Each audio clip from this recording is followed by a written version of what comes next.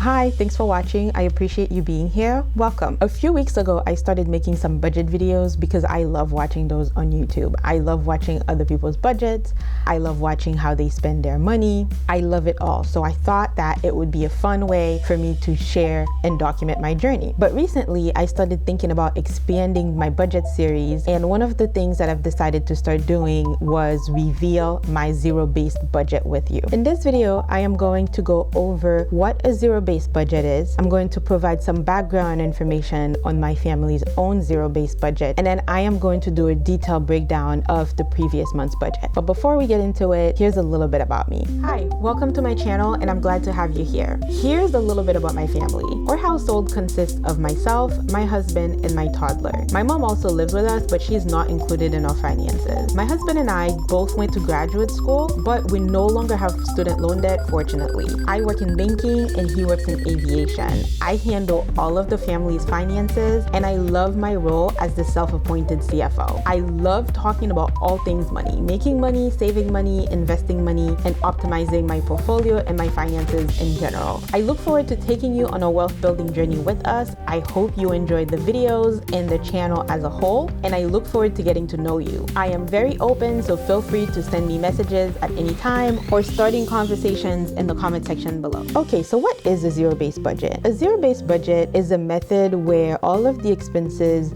must be justified for every new period. Companies use that a lot, but individuals can use it as well. When companies use it, they typically make a budget for the entire year. Most individuals make their budget 1 month at a time. Even though some people do try and estimate a year-long budget, I happen to be one of those people, but the most accurate budget you are going to have is going to be month to month, because you never really know what might crop up besides your regular expenses. Usually a zero-based budget starts at zero and it ends at zero. The idea is that every dollar has a job. When you start your budget on January 1st, you don't have money left over from December 31st, because the idea is you put all of that December income to work. There is no such thing as idle cash in a zero-based budget. The money goes either towards bills, paying down debt, investments, or maybe even medium-term goals, the ones that are not long enough for you to risk putting the money in the market, but not short enough that you want to keep the money in cash. So what you would call a sinking fund. Whatever budgeting style you adopt, there are always some pros and cons. A benefit of a zero-based budget is that it requires you to justify a use for every dollar. That means you are less likely to have money sitting around that has no real purpose, and you are less likely to waste money. Of course, the downside is that it takes a little bit of time because it requires more work. If you have to force yourself to justify a use for every single dollar that comes in, there's a little bit more thinking that goes into it. But I don't think that the downside justifies not doing it. Here is the anatomy of our own zero-based budget. My family's zero-based budget is broken down into 3 main categories. The first one is bills. These are our obligations. We don't have a choice. We have to pay them. This is how we put food on the table. This is how we keep a roof over our heads. We also have sinking funds to meet medium-term needs. And then we also have investments. Investments, whether it is for college for our son, where we save in his 529, or money that we put into our brokerage account for long-term use. You will notice one thing in our zero-based budget is that we have a lot of credit card usage. The reason for that is because we put everything that we can possibly put on our credit cards, we do it. You're probably wondering, how does she eat? We don't see any grocery allowance. Well, that's because I pay for my food with a credit card, so I don't really spend cash on food. What ends up happening is I get a bill at the end of the month and I pay my credit card bill. The same thing for gas and household and personal care items, or any purchase really that allows the use of a credit card. For example, I had an issue with my sink a few months ago and I needed a plumber to come in. He came in, but he did accept credit card payments. Therefore, I paid with a credit card. That's not something that's going to come up as an individual breakdown in my zero-based budget. What we will see is the aggregate when I pay the credit card bill. I do have a separate budgeting mechanism that allows me to track my expense categories so I don't go over, but overall, you will not see it in this particular budget. The reason why we do that is because we want the points. We want the protection that using a credit card offers. You are much more protected and much more insulated when you use a credit card versus when you use your debit card or even when you use cash. And it also allows for better tracking. I am registered for one of these popular websites that allows you to track every transaction that you create, and by swiping my card, it gets uploaded to that website and I categorize it. Also makes the tracking much easier. Another thing that you will not see in my zero-based budget is things that are related to medical. The reason for that is it goes out, but it also comes right back in within a matter of days, since we use an FSA to file claims and get reimbursed for anything that we spend. The FSA money is still our money, but because it comes out of our paychecks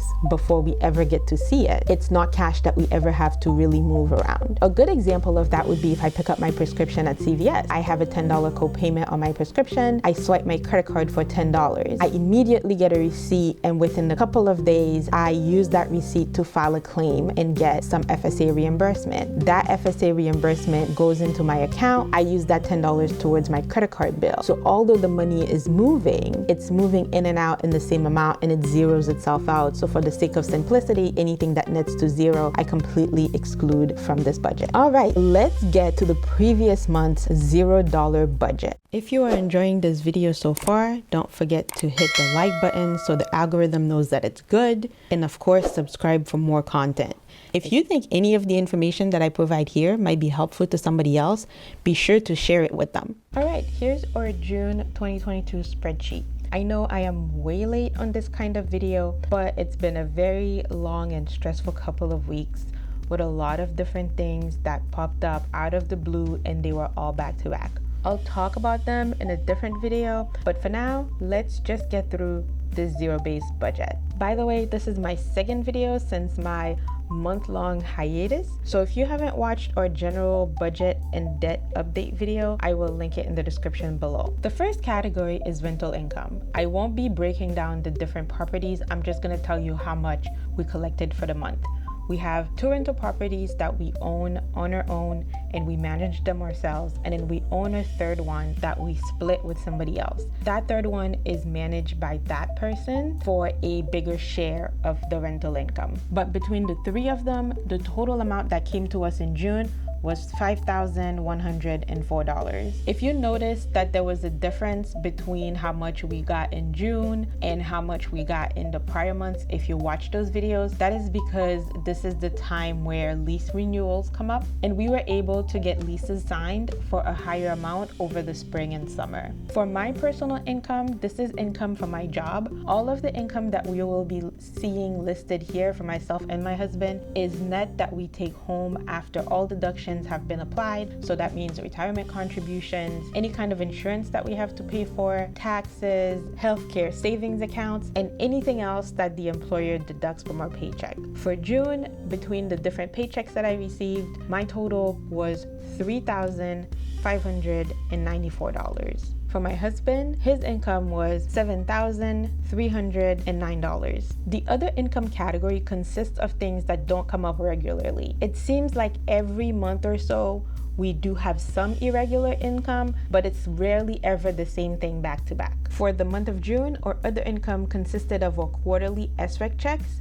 That is because we have solar panels on the house and we sell some of our production back onto the open marketplace. If you want to know exactly how that works, I have a video that talks about our experience with solar panels that I can link in the description box below. Because the money is based on our solar production, any checks that we receive for the quarters that cover the fall and the winter period tend to be a little bit smaller. The checks that cover the spring and summer season tend to be larger because the sun is out longer. This is one of the smaller checks that we've received. For this month, it was $278. And for interest income, that is income that we receive on our high yield savings account based on the money that we have in there, which is part of our emergency fund and our sinking fund. For the month of June, that amount was $11. As far as FSA reimbursements, that is not really true income, but that is a bit of an offset on the credit card payments that we have to make. For example, if I go to the doctor and I swipe my card to pay for parking, I have a $16 $16 charge on my credit card. But when I submit that parking receipt to my FSA provider, I get reimbursed that money. Initially, I wasn't really doing that, but when I had to get new glasses this year, it made me realize that not talking about how much I'm getting in FSA reimbursements could be giving an inflated view of what our expenses are when people see how much we are paying on our credit cards. With that said, with all of the claims that we filed in June, we were reimbursed $204 from our FSA account. That resulted in a total income of $16,500 for the month of June.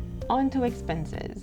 Our largest expense is our mortgage. If you want to know more about our expenses, take a moment to look at our general budget update video. Our housing costs, including mortgage, taxes, and insurance, is $2,700. We also have to pay the mortgage, taxes, and insurance for our rental property. All of that combined added up to $2,550 in June. But the mortgage is not the only expense that we have. We also have to pay for maintenance, water, trash, landscaping, snow if it's snowing, electricity in the common areas. Anything that you can think of that is not the tenant's responsibility that we have to pay for falls in that category. In total for the month of June, that added up to $1,047. Daycare is a fixed cost for us. It's also one of the biggest expenses that we have. Our total for June, just like it was in May, $1,360. We have 2 vehicles. One of them is paid off. The other one, we just got it a few months ago. The car note for that is $940. I know that this is definitely an eye-popping amount, but if you are interested in how we ended up there, of course, I have a video on that too. So take a moment and check it out. I will link it in the description box below. You will see that the next 4 categories have the acronym PIF.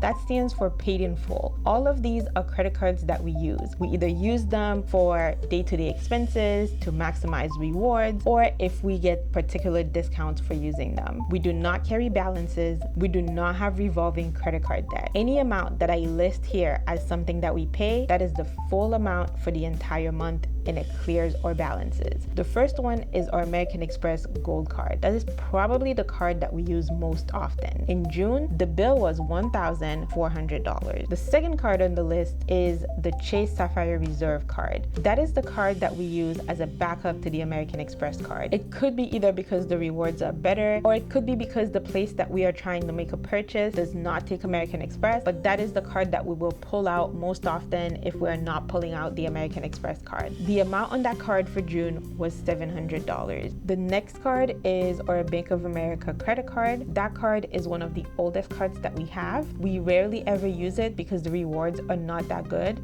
but it looks fantastic on our credit report because it has a very lengthy history. We only really use it every couple of months just to make sure it stays active. We didn't have a need for it this month, so the balance was $0 and we had nothing to pay. As for the Target Red Card, we will use it so we can get the 5% discount. This past month, there was nothing that we needed to use it for, and the balance was $0. Next up is our electric bill. Thanks to the solar panels, normally we would be seeing no electric bill this time of year, but we did get a plug-in hybrid vehicle a few months ago, and that is something we plug right into the house. On top of that, we are both working from home, which means running the central air conditioning around the clock. That resulted in an electric bill that was $19. And next, we have insurance. That amount covers the 2 vehicles as well as our personal items. Our homeowner's insurance is escrowed and bundled into our monthly mortgage statement. So for the 2 vehicles and all of our personal items, in June, we paid $220. We also had a couple of other expenses this month. Some of them are fairly routine, some are anticipated, but some of them not so much.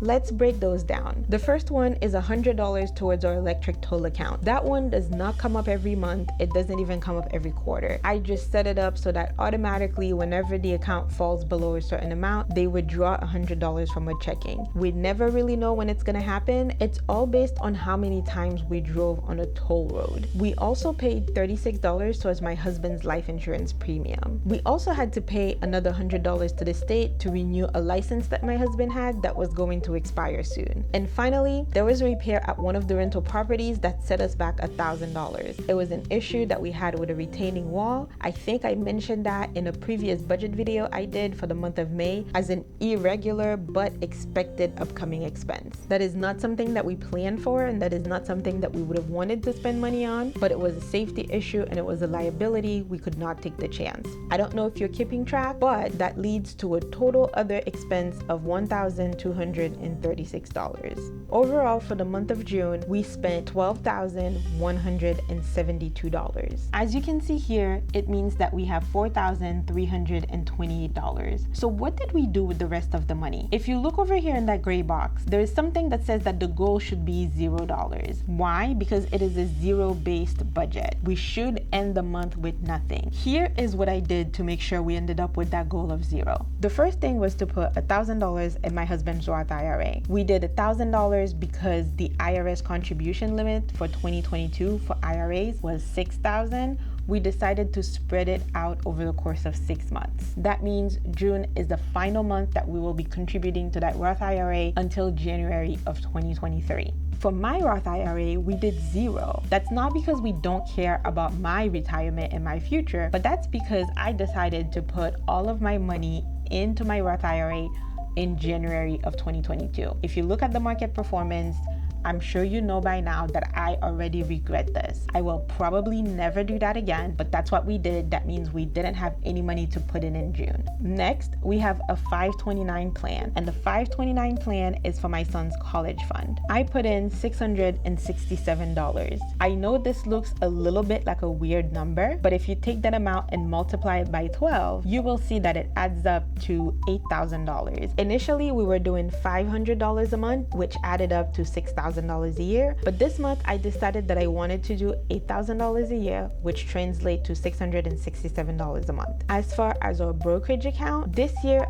I made a commitment to myself that I was going to start saving aggressively in our brokerage account if I wanted to speed up our FIRE goal. And in January, I set that amount at $18,000 for the year, which translates to $1,500 for the month. I don't know what the rest of the year holds for us. I don't know if we're gonna run into some nasty surprises as the months go on, but so far I am very pleased to say that I have been able to keep up with that amount, and I have consistently put in that $1,500 every month since January. And finally, there is $1,161 left. That is the exact amount that I put into our Bank of America sinking fund, which brings our total final balance to $0. You will notice that I decided not to put anything in the American Express high yield savings account, and we also did not put anything into the treasury bonds. The reason for that is because our emergency fund at this point is adequate. Anything else that we put in it would be considered extra, and it might keep us from optimizing our finances. As far as the treasury bonds, yes, of course, they are offering a fantastic rate right now.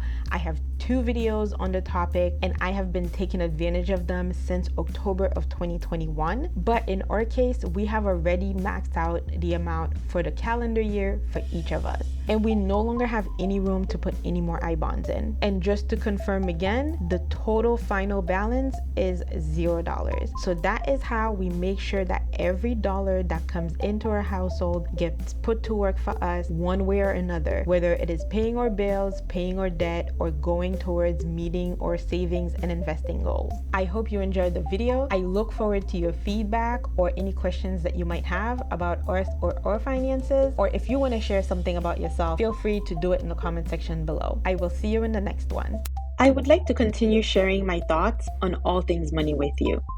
So I would appreciate it if you could help out the channel by liking this video and sharing it with anyone you think might benefit from it.